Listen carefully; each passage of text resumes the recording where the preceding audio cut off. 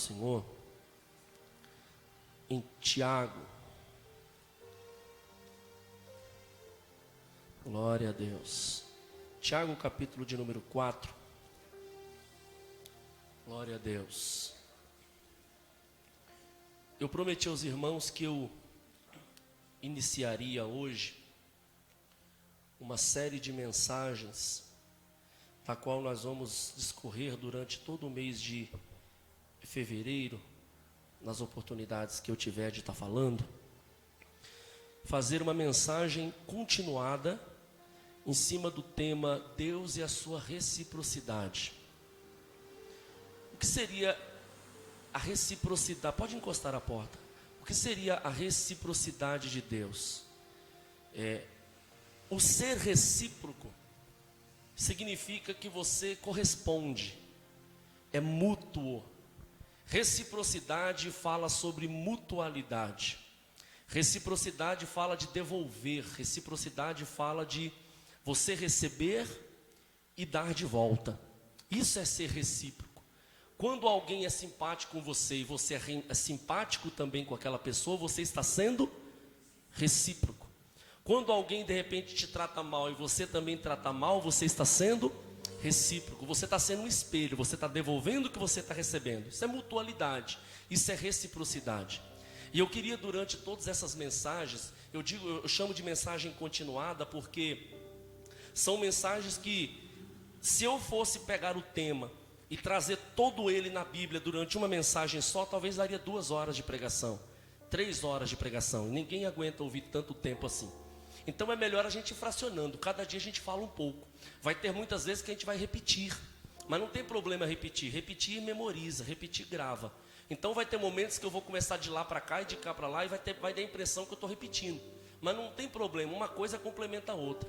E o gostoso é que, se a gente pega um tema desse e a gente vai falando ele durante um bom período de semanas, nunca mais a gente esquece, e a gente vai aprendendo a crescer em Deus. E o que nós temos desenvolvido durante o ano de 2020 é justamente isso: crescer em Deus. E nós temos crescido em Deus esse ano, amém? Nesse um mês, o pessoal está brincando aí que janeiro está grande. Glória a Deus que está grande, porque durante esse um mês a gente já aprendeu muito no Senhor. A gente não é mais o mesmo de 2019. Durante esse primeiro mês, Deus já fez algumas mudanças na nossa vida. Deus já nos fez pensar diferente, agir diferente. Muita coisa já mudou em nós. E eu quero crer que essa é uma das melhores mensagens que a gente vai ter aqui durante todos esses tempos que nós temos de igreja, que vai mudar, sem dúvida, a nossa forma de pensar. Então diz assim Tiago capítulo 4, versículo 8: Chegai-vos a Deus, e Ele se chegará a vós. Limpai as mãos, pecadores, e vós de duplo ânimo, purificai o vosso coração. Senti as vossas misérias, e lamentai e chorai. Converta-se o vosso riso em pranto, e o vosso gozo em tristeza. Humilhai-vos perante o Senhor, e Ele vos exaltará.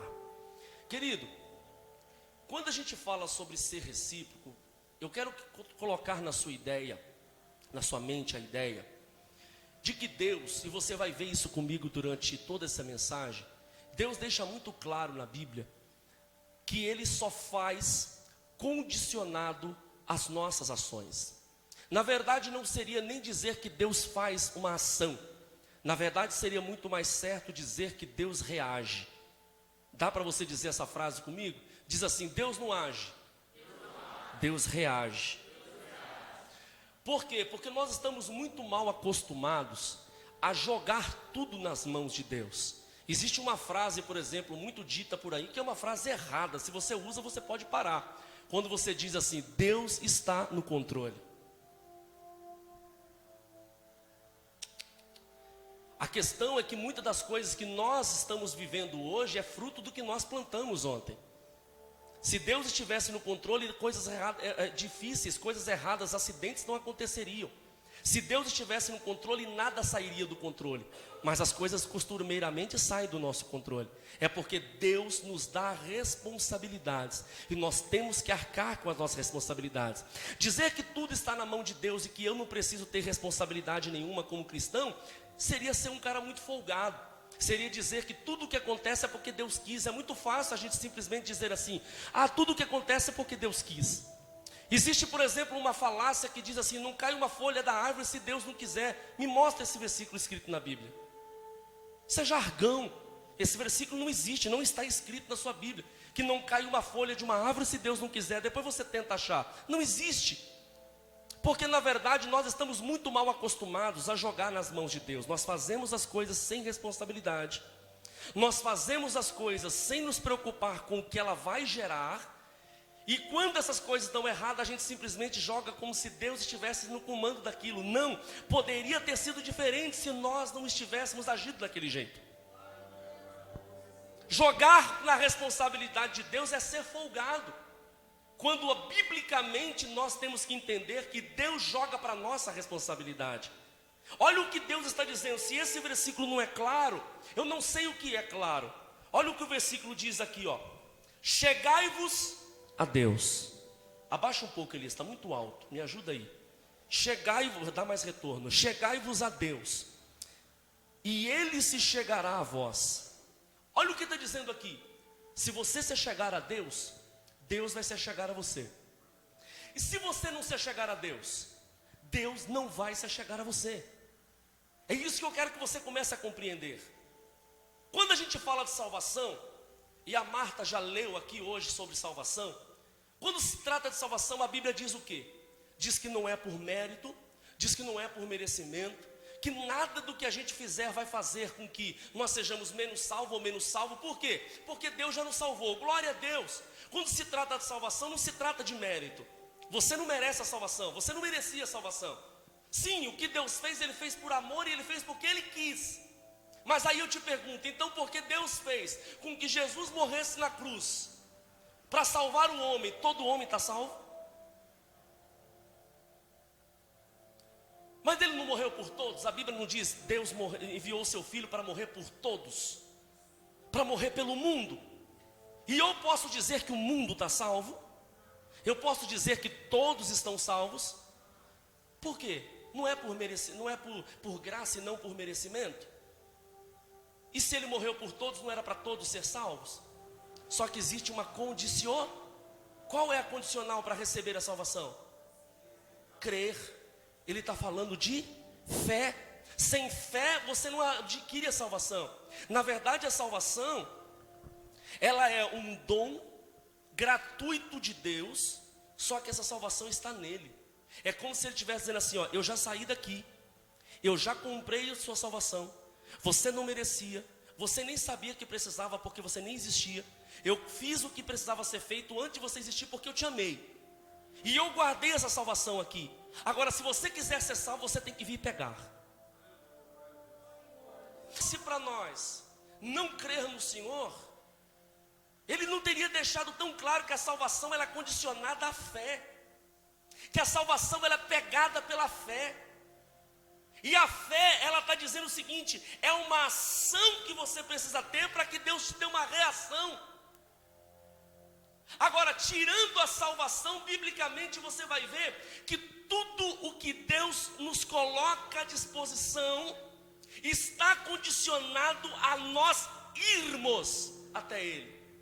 É como se Deus dissesse assim, ó: eu estou aqui, e todo aquele que quiser vir após mim vai ter que ter um esforço, vai ter que ter uma renúncia, vai precisar andar, vai precisar se mover, vai precisar sair da condição que está. Olha o que Ele está dizendo: chegai, vocês estão com a Bíblia aberta?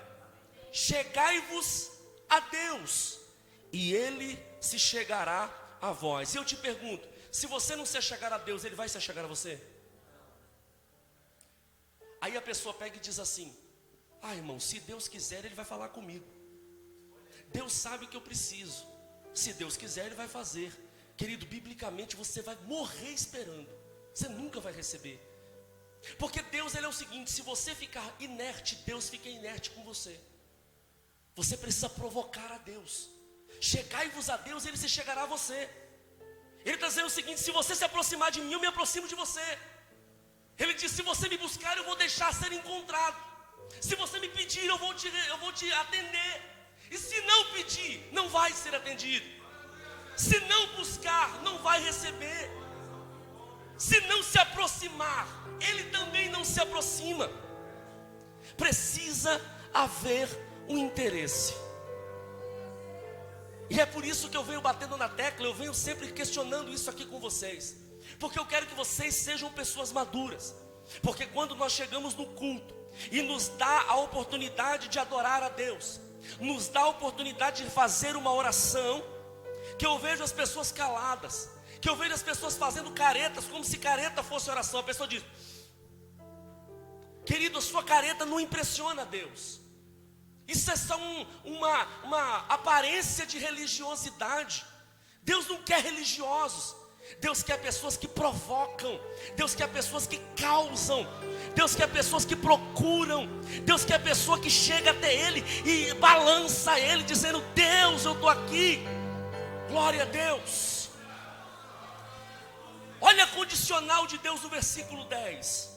Humilhai-vos perante o Senhor, e Ele vos... Existe exaltação sem humilhação? Qual é o prêmio? Exaltar? Qual é a condição? Qual é o prêmio? Qual é a condicional? Qual é o prêmio? Qual é a condicional? Qual é o prêmio? Qual é a condicional? Existe um prêmio para uma condicional. A condição é: chegue a Deus. O prêmio é: Ele vai chegar a você. A condição é, o prêmio é: Ele vai exaltar você. A condição é: se humilhe primeiro. Eu quero que você veja comigo, for ler a sua Bíblia comigo, no capítulo 1 de Samuel, 1 Samuel, capítulo 2, versículo 3. Glória a Deus.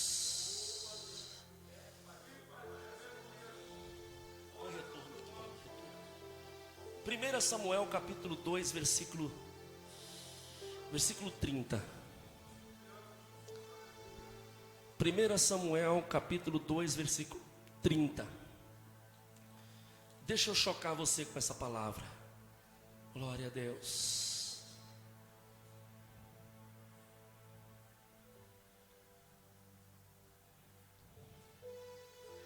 Acharam?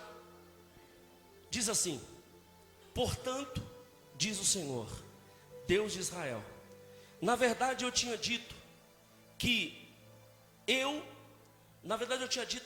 a tua casa e a casa de teu pai andaria diante de mim perpetuamente. Porém agora diz o Senhor: longe de mim fazer tal coisa, porque aos que me honram, honrarei, porém os que me desprezam, eu os desprezarei. Olha aqui para mim. O Senhor estava dizendo o seguinte: eu havia feito, Eli, uma promessa para você, de que toda a descendência, eu prometi para Arão, prometi para Levi, e prometi que toda a descendência de Levi iria me servir como sacerdote. Eli era um descendente de Levi. Só que ele disse assim: diante do que os teus filhos estão fazendo, longe de mim cumprir o que eu falei. Pode parar, deixa. Longe de mim fazer o que eu falei. Ele estava dizendo assim: eu prometi que toda a sua família ia andar diante de mim. Só que porque os teus filhos estão me desobedecendo, longe de mim cumprir essa promessa. Por quê? Porque eu honro os que me honram, e aqueles que me desprezam, eu desprezo. Está claro isso aí na Bíblia para você? Aí eu vejo alguns cristãos às vezes que dizem assim: eu estou vivendo um silêncio de Deus. Alguns cristãos que às vezes dizem assim: ah, irmão, Deus não está falando comigo, eu estou passando um período de silêncio de Deus. Querido, não é da vontade de Deus te dar silêncio. Eu não vejo na Bíblia um porquê Deus daria silêncio para alguém, a não ser por causa da reciprocidade. Será que o silêncio que Deus está causando na tua vida não é uma causa do silêncio que você causa para com Deus? Eu honro os que me amam, mas eu desprezo os que me desprezam. Deus está dizendo o seguinte: aquela pessoa que me tem como prioridade na sua vida, ele será prioridade para mim. Mas aquela pessoa que me tem como resto, será resto. É isso que está escrito na sua Bíblia. Aquela pessoa que tem prioridade, dizendo assim: Deus é tudo, para mim ele vai ser tudo. Aquela pessoa que diz Deus é resto, para mim ele vai ser resto. E aí eu te digo, Deus está no controle? Quem está no controle? Você está no controle. Porque Ele está dizendo, os que me honram eu vou honrar. Ele está dizendo, o controle remoto está na tua mão. Se você quiser honra da minha parte, me honre primeiro. O controle está nas tuas mãos. Se você quiser desprezo da minha parte, só me despreze. Por quê? Porque eu serei para você o que você é para mim. Será que essa palavra me traz conforto ou medo? Será que essa palavra me traz alegria ou tristeza? Se eu disser assim, a partir de hoje, Deus será para você exatamente do jeito que você é com Ele. Oh glória! Porque se Deus é minha prioridade, se Deus é meu princípio, se eu acordo de manhã pensando em Deus, se eu durmo pensando no Senhor, se eu não largo um cinema por causa de Deus, se eu não largo uma praia por causa de Deus, se eu não largo uma conversa de WhatsApp por causa de Deus, se eu sou aquela pessoa que Deus é sempre o resto, por que eu queria que Deus fosse para mim a minha prioridade? Aí Deus me dá silêncio, aí Deus me dá escanteio, aí Deus não me abençoa, Deus não fala comigo, Deus fala com outro, mas não fala comigo. E aí eu abro a boca e digo, Deus está em silêncio comigo. Sim, Deus só está te devolvendo o seu desprezo, porque eu preciso provocar em Deus o que eu quero que Ele seja para mim. Oh glória! Ele estava mudando. Por que ele chamou Samuel? Porque ele estava mudando a sentença da família de Eli. Ele estava dizendo, eu tinha um plano para a sua família, mas você me desprezou tanto que eu vou chamar alguém que não era. Samuel não era da linhagem, mas ele estava dizendo, eu vou trazer alguém de fora para ocupar o teu lugar, porque você não ocupou.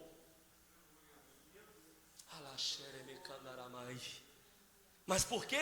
Porque quando ele chamou Samuel, o menininho de mais ou menos 8 a 10 anos de idade diz, eis-me aqui, Senhor, porque o teu servo ouve. Enquanto os filhos de Eli profanavam o sacrifício, o filho de Deus chamado Samuel, filho de Ana chamado Samuel, estava honrando. Então o Senhor diz, eu honro os que me amam. Pode estar fora da promessa, eu chamo para a promessa. Quem estava eu tiro, quem não estava eu ponho. Eu mudo. Por quê? Porque para Deus é muito melhor honrar um princípio do que cumprir uma promessa. Tem muitos crentes que estão apoiados dizendo assim, outro jargão falho, errado do meio evangélico. Quem tem promessa não morre, uma ova. As promessas de Deus, elas são o seguinte, Ele promete para que você possa se enquadrar, para que você possa receber. Se você estiver fora da presença de Deus, você pode ter 1 milhão de promessas, você vai morrer, nenhuma vai acontecer. Porque Deus não está aliançado com a promessa, Ele está aliançado com o propósito. Se Deus diz que vai fazer alguma coisa na vida de alguém, e esse alguém não se posiciona, você acha que Deus vai usar um vaso errado só para cumprir uma promessa?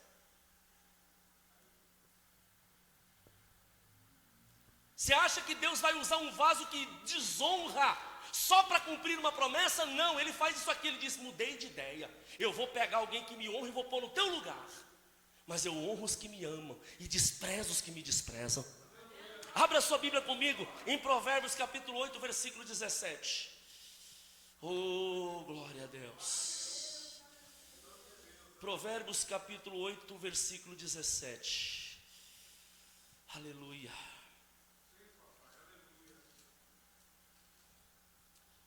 8:17. Glória a Deus. Amém?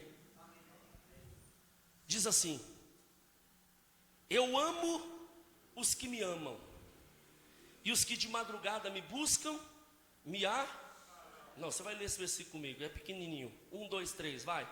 Eu amo os que me amam, e os que de madrugada me buscam. Olha o Senhor dizendo, eu amo os que me amam. Isso não é uma condicional? Isso não é uma reciprocidade? Você pode dizer assim, pastor, isso é estranho, porque Deus nos manda amar a todos. Isso pode soar estranho, porque o próprio Deus parece não estar dando exemplo. Porque o próprio Deus está dizendo o quê? Ame os seus inimigos. Ore até por aqueles que fazem mal para você. E agora o próprio Deus está dizendo, amo os que me amam. Querida, a gente só precisa entender em qual sentido Ele está falando. O Senhor está falando aqui de 2 sentidos. Porque a gente precisa prestar atenção que o amor de Deus, ele se manifesta como a pessoa que Ele ama e a pessoa que Ele se agrada. E tem diferença. O amor de Deus é para com todos. mas no sentido daquela pregação que eu fiz há um pouco tempo atrás. O amor incondicional. Quando Jesus morreu na cruz, ele morreu por todos. Porque as pessoas mereciam? Não, porque ele quis fazer um ato de amor. Ele quis se entregar. Quando ele morreu na cruz, ele morreu só pelos bons? Ele morreu por todos, sim, sim. Agora, quem é que agrada ao Senhor? Quem é que agrada ao Senhor é quem vive para agradá-lo. Uma coisa é o Senhor amar, outra coisa é o Senhor se agradar. Quando você vê, por exemplo, Jesus sendo batizado em Mateus capítulo 4, a Bíblia diz o seguinte: Jesus foi batizado, assim que ele saiu da água, João Batista viu o céu abrindo, uma pomba descendo sobre a cabeça dele, que era o Espírito Santo, e João Batista ouviu uma voz que dizia: este é o meu filho você é amado por Deus. Só que na segunda frase ele diz: em quem eu me agrado, em quem eu me alegro, em quem eu me comprazo. Amar, Deus ama a todos, no sentido incondicional, no sentido de dizer: eu amei o suficiente de dar o meu filho. Agora, aquele que me agrada é aquele que vem até mim, aquele que me agrada é aquele que recebe, aquele que me agrada é aquele que faz por merecer. Se você nessa noite estiver todo calmo, todo tranquilo, dizendo: ah, irmão, porque esse é uma outra falácia no meio evangélico. As pessoas se acomodam muito dizendo: ah, mas Deus é amor. Eu quero provar aqui que Deus é amor, mas Deus é um fogo consumidor. Eu quero provar aqui que esse Deus é amor não significa praticamente nada na vida daquele que não serve. Eu quero deixar claro aqui que esse Deus é amor não muda absolutamente nada da vida daquele que não entende. Porque mesmo Deus sendo amor, Ele vai jogar gente no lago de fogo. Porque mesmo Deus sendo extremo amor, Ele vai queimar gente no inferno. Porque o amor que Deus manifesta de uma forma geral não é um amor para nos deixar folgados. É um amor de uma primeira atitude. É de alguém que, vendo a necessidade, deu o primeiro passo. O segundo passo Ele exige. Não é porque Deus é amor que Ele tolera pecado. A Bíblia é muito clara, irmão. Existe um princípio bíblico inegável chamado santificação. Não é porque a gente não é salvo pelas obras que a gente não tem o dever de se santificar. A Bíblia é muito clara quando ela diz assim: segue a paz com todos e a santificação, sem a qual ninguém, não é alguns, ninguém verá o Senhor. Deus pode ser amor o jeito que for, se a gente não se santificar, não o veremos. Porque existe um princípio bíblico da reciprocidade. Deus fez, você precisa fazer. Você precisa provocá-lo, você precisa causar, você precisa incitá-lo a fazer alguma coisa por você. Porque quando a gente vê a Bíblia dizendo simplesmente que Deus é amor, e aí a gente pode, então eu sou aceito do jeito que eu sou. Nunca. Você não é aceito do jeito que você é. O amor que Deus abre é como se Ele estivesse dizendo o seguinte: olha, eu estou incondicionalmente abrindo um leque para todo aquele que quiser ser salvo, ter a oportunidade de ser salvo. Agora, a partir do momento que a pessoa diz assim: e como é que faz para ser salvo? Querido, existe todo um parâmetro, existe todo um padrão de Deus, existe todo um porquê, existe toda uma forma de se fazer. Uma vez que a gente aceita a salvação em Jesus, a gente, como eu gosto de dizer aqui, a salvação não é o diploma da sua faculdade. A salvação, ela é inscrição. Quando você levanta as mãos para Jesus e diz: eu aceito Jesus como meu Salvador, você não recebeu o diploma, eu estou pronto. Não, você não está pronto, você está iniciando. Você vai passar por um processo gigante. Esse processo vai te moldar, vai te quebrar, vai te lapidar. Porque Deus não vai levar para o céu para morar com Ele pessoas que não são transformadas. Por quê? Porque essas pessoas não transformadas vão corromper os outros que estiver lá. Você sabe por que o céu vai ser céu? Porque nele habitará pessoas transformadas. Porque se Deus levar para lá pessoa não transformada, Ele não vai ser céu, Ele vai ser igual aqui. Por que aqui é ruim? Porque aqui tem inveja, porque aqui tem orgulho, porque aqui tem imoralidade, porque aqui tem morte, porque aqui tem assassinato, porque aqui tem roubo. Se Deus leva para o céu pessoas não convertidas, lá no céu vai ter tudo isso de novo. E o céu vai deixar de ser céu. O céu só vai ser céu porque lá terão pessoas que não praticarão. E quando que Deus vai fazer elas parar de praticar? Lá no céu não, aqui. deixa muito claro quando ele diz: não se engane, porque nem os cães, nem os feiticeiros, nem os idólatras, nem os imorais, nem os beberrões, nem os que praticam iniquidade, nem os... Ele vai dando uma lista, ele diz: ninguém que faz essas coisas herdará o reino de Deus. Ele está dizendo: Deus não é louco de colocar esse tipo lá dentro para corromper os demais. Deus só vai levar quem passar por um processo de santificação. Eu amo os que me amam, e os que de madrugada me buscam me encontrarão. Jeremias capítulo 29, versículo 13. Glória a Deus. Jeremias capítulo 29, versículo 13.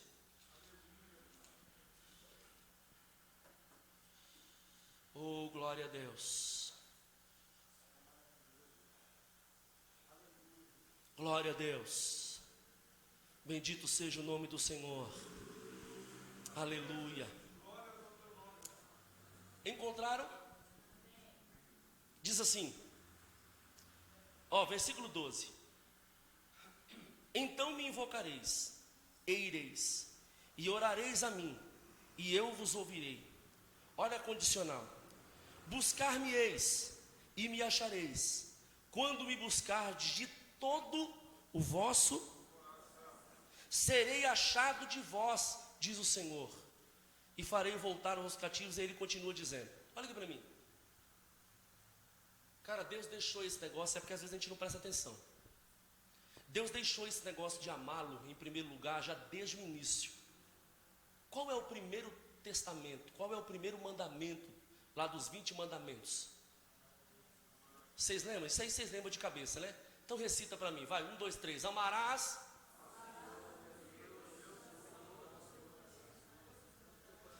Embolou um pouquinho, mas vocês têm a ideia. Amarás o Senhor teu Deus de todo o teu coração, de toda a tua alma, de todo o teu entendimento. Esse foi o primeiro. O Senhor já estava dizendo ali que todo o sucesso da sua vida está condicionado ao fato de você amá-lo de todo o seu coração. E eu disse aqui, eu vou repetir: é injusto nós queremos ter tudo de Deus quando Deus não tem tudo de nós. É no mínimo injusto eu querer ter tudo de Deus se Deus não tem tudo de mim. Pastor, eu não entendi, então eu vou te explicar. Você ora dizendo: Senhor, eu quero a tua presença. Senhor, eu quero a manifestação do seu poder. Senhor, eu quero a alegria. Eu quero o Espírito Santo. Cara, você tem noção que o Espírito Santo é tudo de Deus? Você tem noção que a manifestação, aquela manifestação do poder de Deus borbulhando dentro de você, isso é o coração de Deus?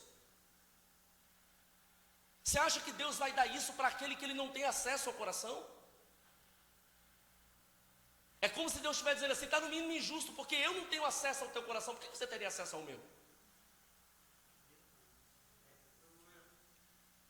Pastor, como Deus não tem acesso ao meu coração? Não, Ele não tem. Porque muitas das vezes nós vamos para a igreja como costume, nós somos religiosos. Nós damos a Deus o acesso limitado, apenas a coisas que nos agradam. Como o Juninho pregou aqui domingo, nós criamos o evangelho para a gente. Quando chega no ponto que toca na ferida e a gente não quer aceitar, a gente corta e para por ali. Eu vinha pregando mensagens aqui que a igreja estava borbulhando de graça. No dia que eu preguei sobre a nudez e sobre o pecado que os cristãos cometem quando frequentam uma praia, eu perdi mais de meia dúzia de irmãos que nunca mais puseram o pé aqui. A praia é de Deus, pastor, lógico que é de Deus, mas a nudez não é. Então a gente vai indo até o ponto em que não toca, até o ponto em que Deus está dizendo: eu te darei, eu farei, eu te concederei, você vencerá, você receberá. E a gente vai dizendo: glória, glória, glória. Deixa eu falar uma coisa para você. Você sabe por que a gente está tão enojado, por que a gente está tão frustrado com o evangelho? Porque estamos vivendo o evangelho errado e não vai ter resultados.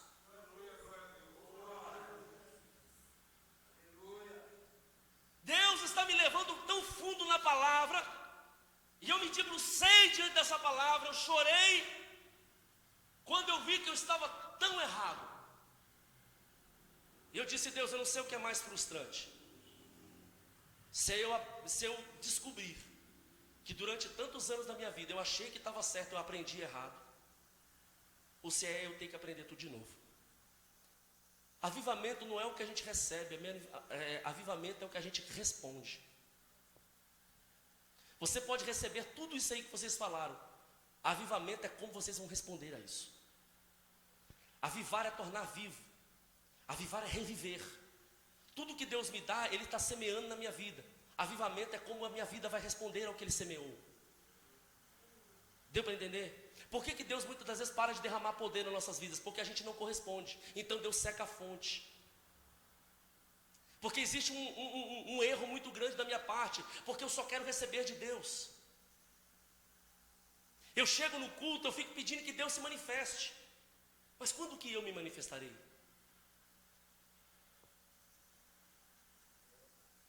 Porque presença de Deus a gente tem 24 horas por dia, tem ou não tem? Ele disse, eu estarei convosco todos os dias até a consumação. Ele está com você. Agora uma coisa é Deus estar, outra coisa é Deus manifestar. A manifestação de Deus é quando a gente sente Deus manifestando. É quando a gente chora, é quando a gente quebranta, é quando a gente sabe, oh glória, aleluia. Só que a gente está muito mal acostumado, porque às vezes Deus percebe que a gente está inerte. Deus está no nosso meio e Ele diz, eu vou dar uma sacudida. Então Ele se manifesta, a gente chora e sente a presença de Deus. Daí a pouco Ele se recolhe, esperando que nós demos continuidade, e a gente para. Porque a gente está mal acostumado achando que Deus o tempo todo tem que fazer. Querido, não é Ele que tem que fazer. Entenda, todos os versículos que eu estou lendo aqui para você, não é Deus que vai fazer, somos nós. Olha o que Ele está dizendo aqui, ó.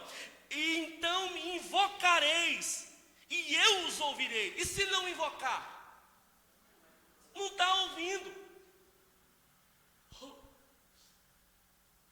Não, invocar. O que é invocar? Chamar, clamar, falar, precisa ser falado. Tiago diz, todas as coisas estão no poder da língua. Querido, o mundo espiritual, ele é, como eu posso dizer, manifestado, movimentado pela língua.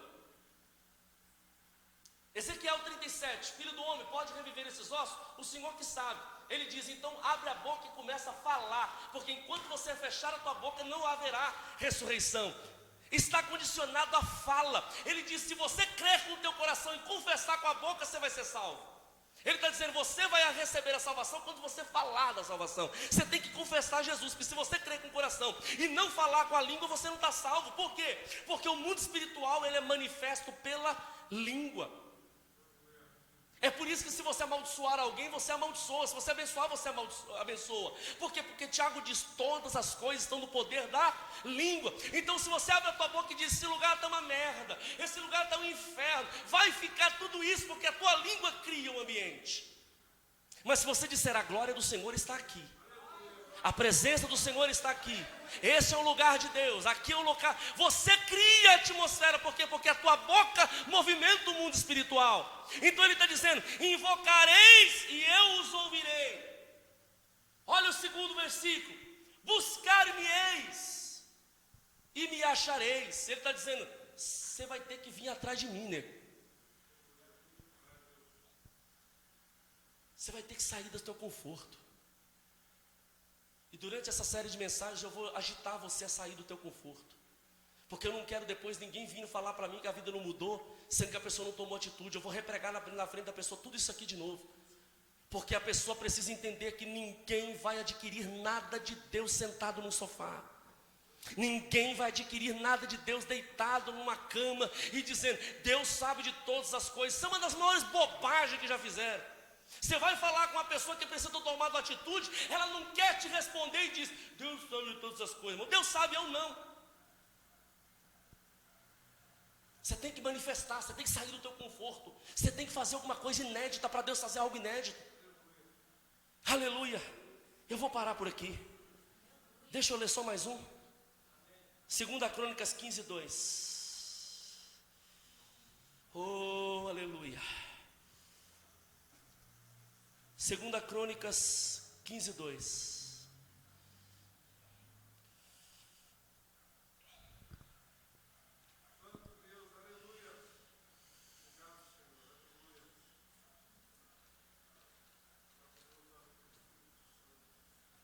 Quinze, 2 de 2 Crônica. Eu vou parar aqui, outro dia eu continuo. Glória a Deus. Glória a Deus. Aleluia. Bendito seja o nome do Senhor.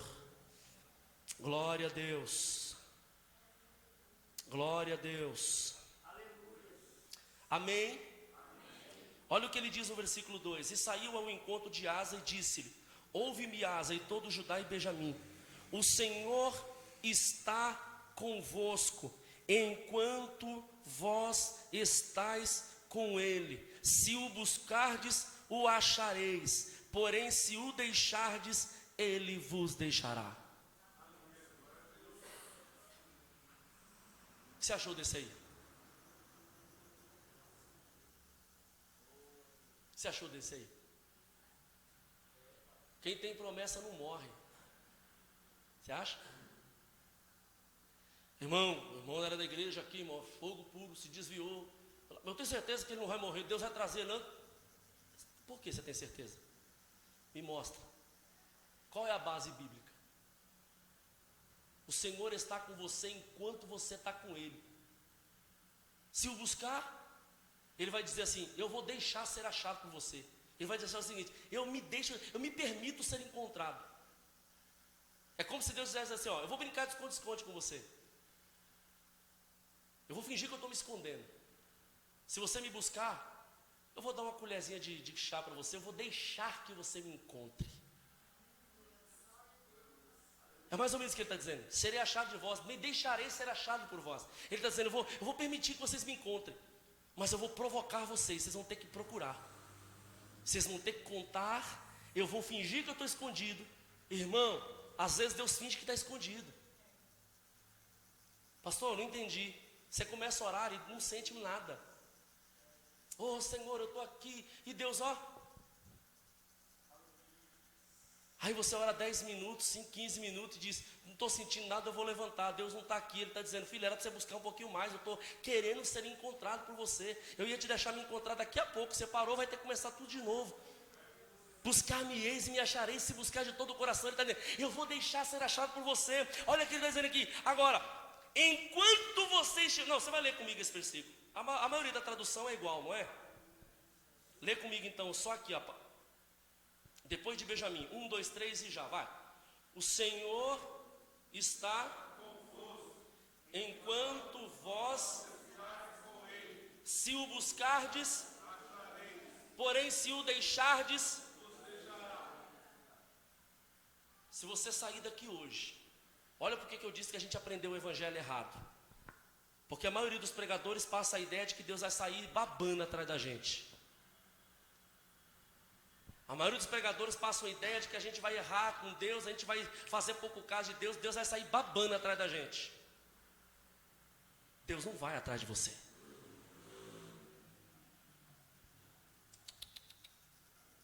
Quando o filho pródigo saiu de casa na parábola de Jesus, o pai foi até ele. Onde o pai ficou? Ele disse: a casa vai estar disponível qualquer hora que você voltar, mas se você não voltar, o problema é seu. Cada um tem que saber da sua responsabilidade, cada um tem que saber do seu compromisso.